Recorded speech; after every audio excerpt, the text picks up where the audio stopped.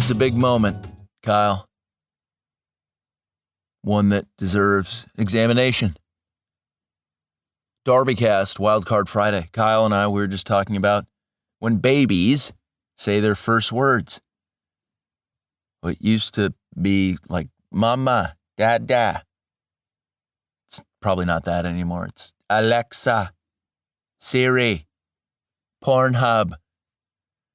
Whatever the kids are saying these days. It's a big moment when a kid can first start describing their world and what matters to them. But I want to take it a cut deeper today on this WildCard Friday edition of DarbyCast. If you're new to the show, get out of here. Just leave. I feel like I haven't said that in a couple episodes, and I need to start every episode with that. Just get out. Well, you can. Otherwise, you're going to become too solid of a person. You're going to be placing physical fitness and literacy as values worth pursuing and defending. You're going to understand the civilizational importance of monogamy and that skanks, although distracting, are not necessarily like good at all. You're going to start understanding that if somebody says something to you and their name is Chance, Meadow, Willow, Tree, Spring, Echo, Dance, Ashley, a dude named Ashley, you need to discard it immediately. You don't actually have to listen to those people. Ever. If you stick around long enough, these things are going to become so ingrained into your being that you will offend people without saying a word. Your existence itself will be a violent act of rebellion. People will look at you and be like, why is that person so radiant? Why can I sense nonverbal virtuosity spilling out of their pores? Why are they married? Why do they have children? Son of a bitch! That will be your life. I know.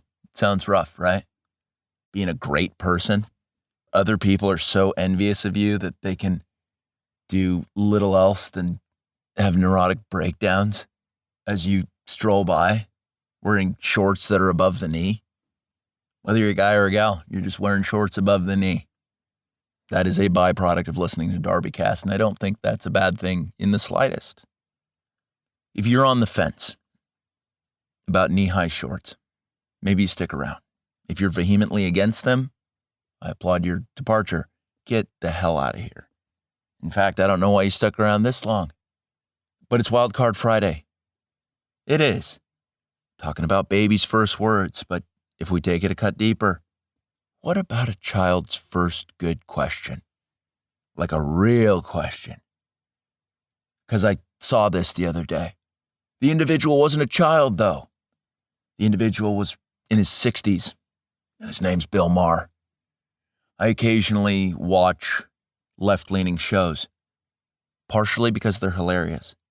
Second, it's like kind of a psychological thriller, freaks me out. I don't know why I do that, but it's a glimpse into the minds of psychopaths and morons, all mixed into one. The psychopaths calling the plays, the morons running the plays. If it weren't so scary at times, it'd be funnier, but usually it's pretty funny. But Bill Maher asked the first good question that I can really recall. He was talking to a panel of quote-unquote experts, which are just like depressed people who I think have read maybe a book, maybe they've written a book. These people are so ugly, spiritually speaking. But Bill posed the question after dropping a monologue where he's like, we should steal from people by raising their taxes. Audience is just like, Bill Maher just keeps riffing because he's got these people, simpletons, eating out of the palm of his hand. He's like, Trump was a jerk. Yeah. Oh my gosh. I never would have thought that. Nobody's ever said that one. But he's sitting down with a panel of these experts. And he asked this question. earnestly. Like, I don't think it was in the notes. I don't think it was on the prompter or anything like that. It was like a sci-fi film. It was so surreal. It was like watching a robot become sentient. If you want to look at it as creepy and like maybe a little hopeful, but like ultimately kind of scary. It wasn't like that magical childlike moment where it's like, wow, my offspring is one day going to grow up and carry the torch that is this family name in a great civilization. It wasn't like an inspiring question in a circumspect way. I didn't look at it and I wasn't like, I'm so hopeful for the future. I was flabbergasted, if we're being honest, at the lack of self-awareness. One of the most hilarious parts of it was not Bill's question itself. It was the reaction of these like multiple degree holding quote unquote experts. So here's the question. Bill says, so why doesn't the other side like us? I don't get it. And he meant it. And all of a sudden they were having this brainstorming session where it's like, we're too fair. We believe in too many amazing things. We're too sexy, perhaps. Do you think it's jealousy? And as I'm watching them like try to sort through this, I'm like, this is watching infants level up. And I should cherish this. I should root for them. Be like, you're so close. Meanwhile, people in the audience named Elliot, Thatcher, Lex, Walker, they're all just waiting to hear what the next play is to run. They have no mental autonomy. Isn't that it? That these late night, quote unquote, comedians, they're the gatekeepers where they're like, it's okay to think this now. And the people are like, you got it. And then these people go to Starbucks and they like just repeat the talking points they heard on the show the night before. And then the person that they're talking to on a Zoom call is like, good job. Excellent. You're so smart. That's how this all works, right? It's just a bunch of human repeater signals walking around, never asking a good question, consume information and vomit it back up. Barf the talking points all over anyone. Projectile, baby. Let's go. Let's rage. But this was like a highly articulate caveman summit where I was like, there's no way.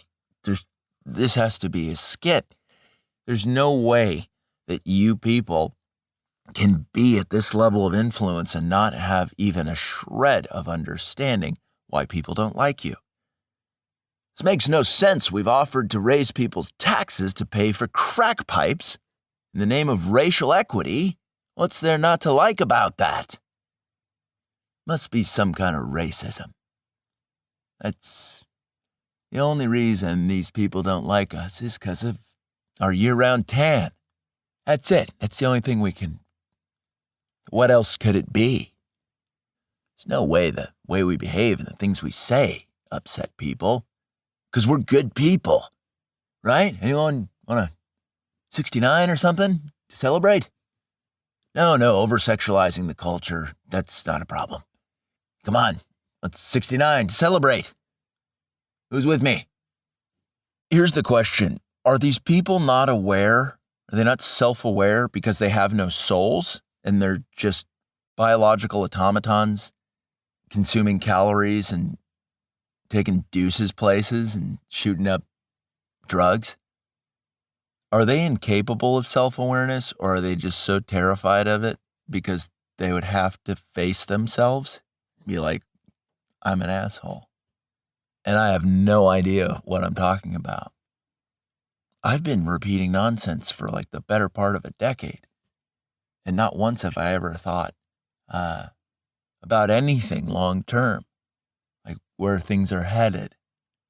That's a tricky set of psychological obstacles to navigate, right? I don't get it. Why don't they like us? We keep taking away more of their rights and they aren't stoked on it. So confusing. We've been normalizing the sexualization of children. How could they not be fired up on us?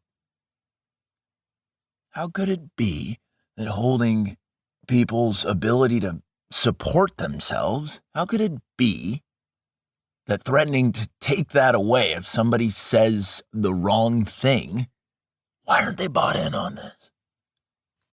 We remove the police and crime is skyrocketing and nobody's thanking us. What's the deal with that? I love these questions that these people are beginning to ask themselves. We've been taking all of the opposing opinions off of the airwaves. Don't people know we're trying to help? A couple of years ago, we killed a Supreme Court justice, Antonin Scalia. Where's the gratitude? Can anybody come up with a solution to this? Way to go, guys. You're so close. How are women unhappy these days? We've given them podcasts like Call Her Daddy, where skanks talk about getting pounded 10 ways till Tuesday. Chicks can listen to that and eat avocado toast. What more do they want? We've reduced the human experience to a series of experiential commodities, and people are asking, is this all there is? Where do they get the nerve? We unlock the mystery of history.com. Kyle, that's a good sounding website. But we unlocked the mystery of history and figured out that the bad guy's always a white guy and one who's into chicks. We solved that.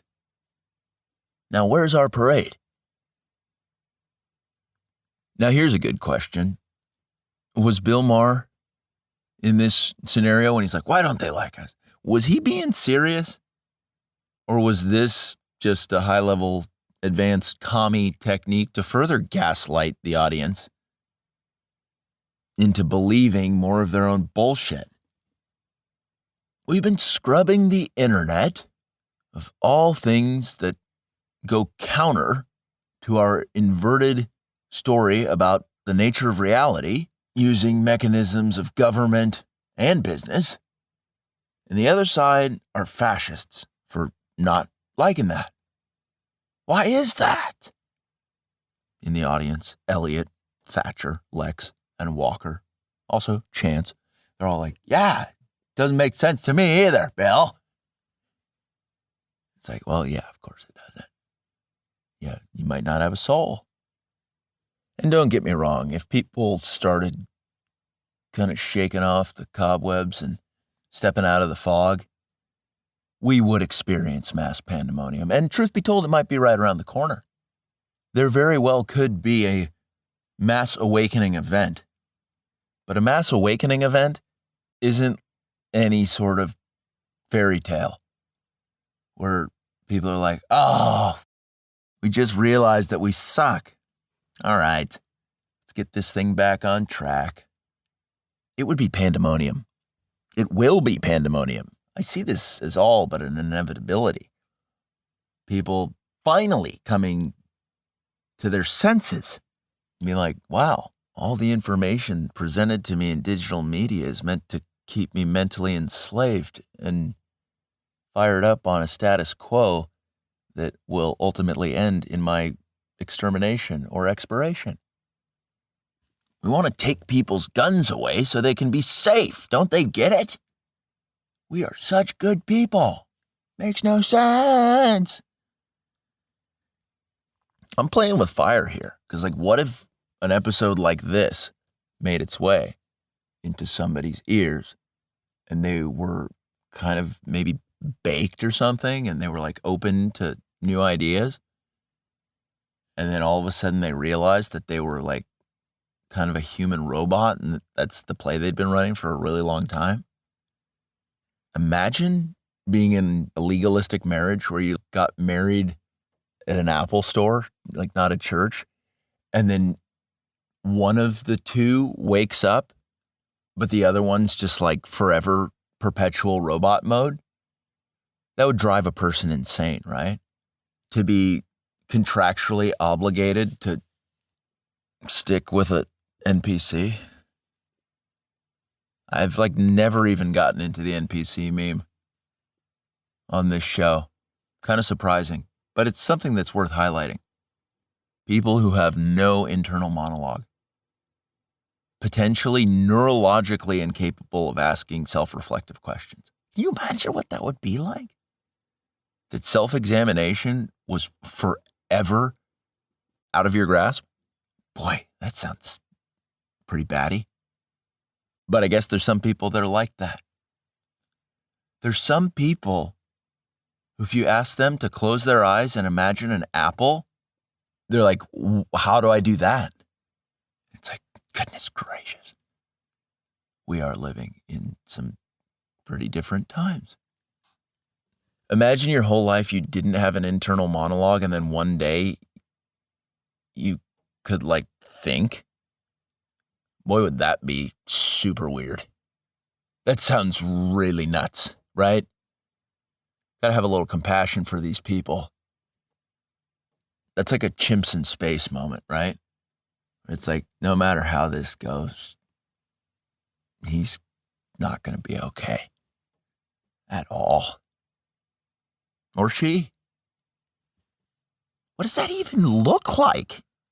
Walking around with no internal monologue. How do you get anything done? How do you plan for the future? How do you look into the past? How do you understand a damn thing? Is it just acting on base impulses and propaganda exclusively? What a lifestyle that must be. Imagine being really well adjusted to our profoundly sick society. The only way to do that is to turn your brain off. As soon as you look around a little bit and open your eyes and ears, anybody with 2 brain cells, rub them together, is going to go wait a tick, this is not safe. How did we allow this to happen? Our entire society is worshiping people with reprehensible values and behaviors. Who is this for? Can you imagine that being your first thought as an adult? You've just been on autopilot, drinking mimosas and going to brunch every day for your entire adult life. Then you have this aha moment where you're at some posh restaurant where you're paying way too much money for really unremarkable food, taking a bunch of pictures of your meal and being like, time to flex on my friends. Sliced cherry tomatoes. They've never seen these before. And then you gaze out onto the street and you see a grandma being sexually assaulted by a homeless person who's got a syringe in their neck, and it might be a vaccine. Probably not. It's probably meth. And it just kind of jolts the person out of it and be like, whoa, wait a second. Is that okay? I think that's the key to unlocking just about anything and everything is questions. So if you want to roll the dice and wake up an NPC and be like, let's see if you got what it takes to operate. You ever heard of Pinocchio, pal? Because it's time to stop lying and turn into a real boy. What does that do? I can't see that playing out in a way that's safe for anybody. I think a lot of people, if they somehow had the capacity to self-reflect, I think it almost goes immediately to hell on earth. The lag time between a bunch of NPCs gaining some semblance of autonomy, self-awareness, rational thought, I think that is just opening a tube of toothpaste, squeezing it out on the ground, spraying it with a hose, scattering the suds everywhere, killing a lot of grass, and the runoff goes in the grass. And there's no going back, right? After you've sprayed the toothpaste into the grass is all dead, grass being civilization in this example. You're obviously tracking with this.